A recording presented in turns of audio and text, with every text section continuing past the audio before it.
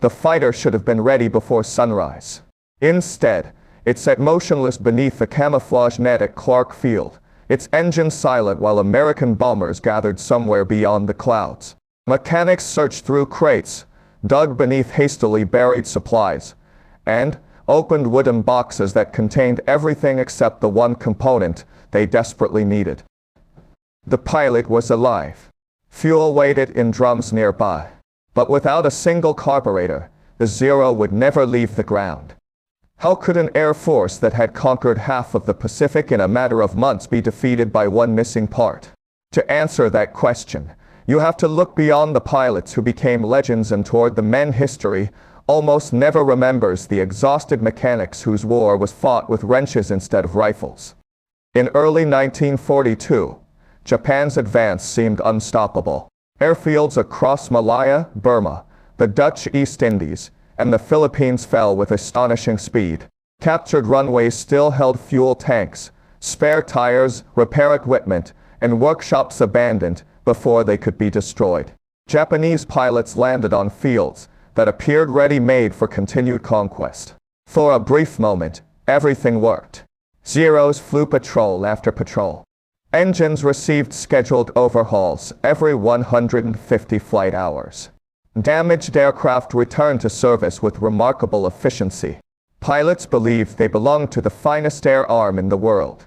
Looking down a flight line outside Saigon, a young naval aviator could have counted dozens of polished fighters waiting for their next mission. But appearances can hide fatal weaknesses. Japan did not possess one unified air force. It possessed two. The Imperial Army and Imperial Navy operated separate aviation systems that distrusted one another almost as much as they feared the enemy. Their aircraft used different electrical systems. Their radios were incompatible. Their maintenance procedures diverged. Even replacement parts that appeared identical often could not be exchanged between services. The rivalry reached deep into everyday operations. Maintenance units frequently arrived weeks after combat squadrons occupied newly captured airfields. Pilots who should have been sleeping after dangerous missions instead crawled beneath their own aircraft, tightening bolts, replacing panels, cleaning weapons, and patching damage themselves. Every hour spent repairing was an hour not spent recovering. Every missed inspection increased the chance that the next flight would end in disaster. The victories of early 1940 to disguise these problems because the pace of conquest was faster than the consequences of neglect. Then the war stopped moving. Guadalcanal changed everything. When American Marines seized the unfinished airstrip that would become Henderson Field in August 1942, Japan suddenly faced a campaign no one had planned to fight. Distance became the new enemy. Japanese aircraft had to fly hundreds of miles across open ocean simply to reach the battlefield. There were to fuel intermediate airfields, to fuel repair stations, to fuel fuel depots. Every mission stretched machines to their absolute limits. Only days into the campaign, 18 Japanese dive bombers failed to reach home. Not because American fighters destroyed them, not because anti-mine aircraft fire hit them. They simply ran out of fuel and disappeared beneath the sea. Each loss represented more than an airplane. It represented months of manufacturing, scarce engines, irreplaceable crews, and an industrial system that could not easily replace what vanished beneath the waves. Forward bases revealed even harsher realities. At Rabaul, mechanics pushed fighters across muddy runways with their own shoulders because tractors were unavailable. Refueling men trolling to -100-liter drums by hand and pumping gasoline manually into aircraft one at a time. Every routine task consumed precious manpower. Then nature joined the battle. Rain fell almost daily. Humidity invaded electrical systems. Fungus crept into radio equipment. Corrosion attacked exposed metal within weeks. Lubricants evaporated faster in tropical heat than supply ships could replace them. The jungle never stopped attacking. Machines slowly dissolved even when enemy aircraft never appeared. Landing strips built in haste became death traps. At Bun, Heavy rain transformed the runway into thick mud capable of destroying aircraft during ordinary landings. Some days nearly 10 fighters were damaged without a single shot being fired. Pilots learned to fear their own airfields. By 1943, the damage could no longer be dismissed as bad luck. Official loss reports revealed a disturbing truth. Enemy action accounted for only a small fraction of destroyed aircraft. Landing accidents, mechanical failures, and ordinary wear claimed far more. Some fighters simply reached the point where nobody possessed either the parts or the facilities to repair them. They became permanent wrecks. To a pilot arriving from Japan, the numbers made little sense. A base might officially possess 100 aircraft. Barely 30 were actually capable of flying. Some needed engines. Others lacked instruments. Many required only one missing component. One diary written by a naval pilot at BU described mechanics dragging themselves through darkness after exhausting workdays, simply to push aircraft beneath camouflage before dawn. He wrote that they dreamed about American tractors, not American fighters, not American bombers, American tractors, because they understood something many pilots did not. Winning battles depended upon the machines that never appeared in photographs. Japan's industrial decisions made the situation worse. Army and Navy factories together produced around 90 different aircraft types, followed by well over 100 variants. Each demanded unique tools, unique training.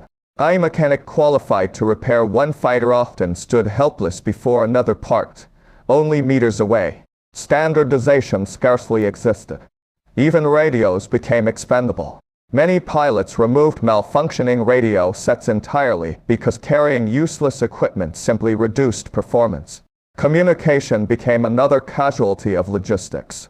Meanwhile, training priorities reflected deeper assumptions. Experienced instructors were withdrawn from flight schools and sent back into combat because frontline losses became unbearable. The replacements possessed little more experience than the students they taught. Training shortened dramatically. Standards quietly declined. Pilots who once spent years mastering their profession graduated after only months because there was no longer time to do otherwise.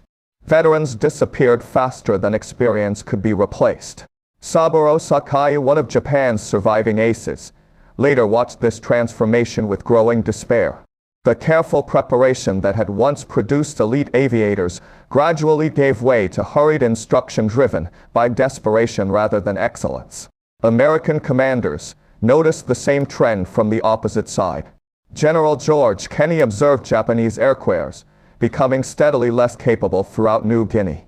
It was not that individual pilots lacked courage. Many fought with extraordinary determination. But courage could not substitute for experience. Nor could experience survive when every veteran lost over the Solomons was replaced by someone who had barely finished training. By the end of 1943, the arithmetic itself became merciless. Japan had lost nearly as many trained pilots as it had produced since the war began. On paper, squadron strength remained stable. In reality, every casualty lowered the average quality of every remaining cockpit. The decline happened one replacement at a time. Across the Pacific, another story unfolded almost unnoticed. While newspapers celebrated famous aces on spectacular bombing raids, the United States invested in something far less dramatic. Mechanics. Hundreds of thousands of them. American planners understood that aircraft did not stay combat ready through heroism. They stayed combat ready because someone constantly maintained them. Every pilot represented an enormous investment. Keeping that pilot flying required an entire invisible army. For every airman in combat, many more served behind the scenes. Specialists repaired engines. Others calibrated instruments. Some worked only on radios. Others focused entirely on armament, electrical systems, cameras, hydraulics, or structural damage. Nobody expected one exhausted mechanic to master everything. Expertise became its own weapon. Training expanded at astonishing speed.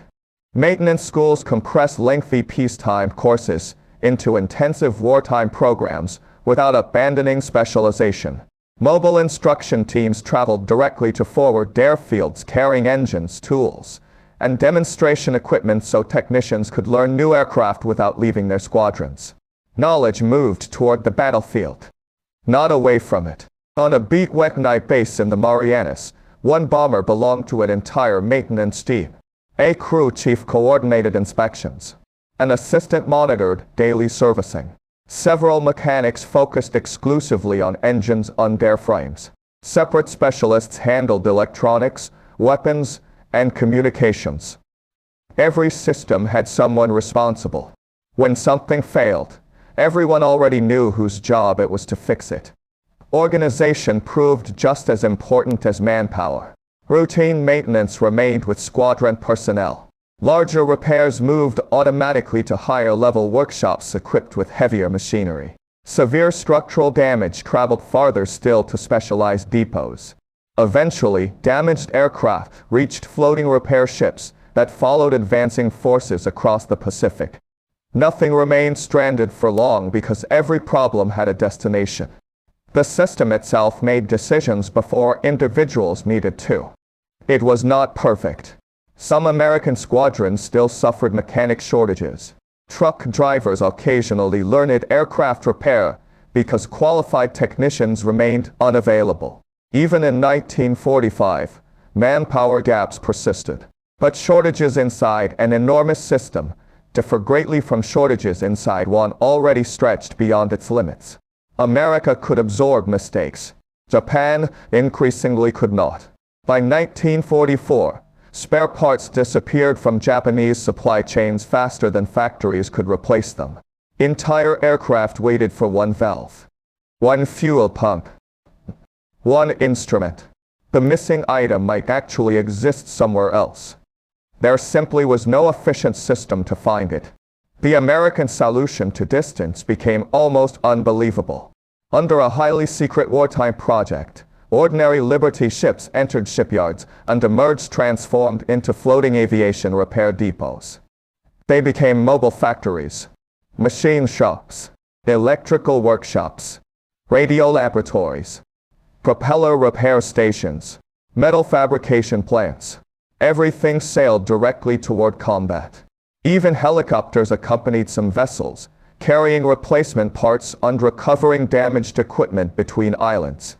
Instead of asking broken aircraft to travel thousands of miles for repairs, the repair capability traveled toward the aircraft. It was logistics turned inside out. Japanese depots remained anchored far behind the front. American depots followed the front itself.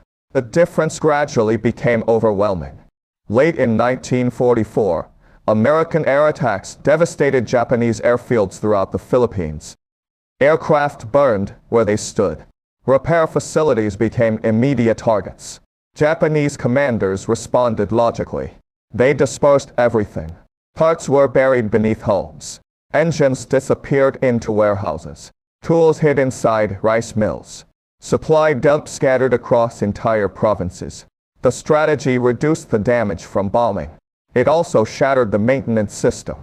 A mechanic standing beside a grounded fighter no longer knew where replacement components might be hidden.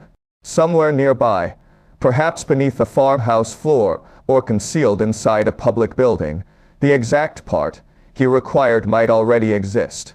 Finding it became almost impossible. Hundreds of abandoned aircraft littered the complex. Many had burned beyond repair. Others remained astonishingly intact. Investigators discovered engines still sealed inside original shipping crates. Carburetors, generators, fuel pumps. Thousands of valuable components lay hidden throughout the surrounding countryside, exactly where Japanese crews had concealed them. The airplanes existed. The mechanics existed. The system connecting them had collapsed. Among the aircraft examined was one fighter that could have flown. Its engine was complete. Its controls still functioned. Only one carburetor was missing. Somewhere beneath the fields around Mab Alakat, Investigators believe that carburetor probably rested alongside countless other carefully buried supplies. No one found it before the war ended. But forgot an aircraft captures the true nature of Japan's defeat in the air. Not one dramatic dogfight. Not one brilliant commander. Instead, a slow accumulation of missing pieces. A mechanic without tools. A pilot without maintenance. A runway without equipment. An engine without one essential component. History often remembers the pilot climbing into the cockpit. It rarely remembers the mechanic who made that flight possible or impossible. Long after the gunfire faded from Clark Field, American investigators continued opening buried crates beneath abandoned buildings on quiet fields. Some contained pristine engines wrapped for protection. Others held instruments that had never been installed. Nearby, silent fighters slowly rusted beneath the tropical sun, complete in every visible way except for one missing part that remained hidden somewhere beneath the earth, waiting for hands that would never come.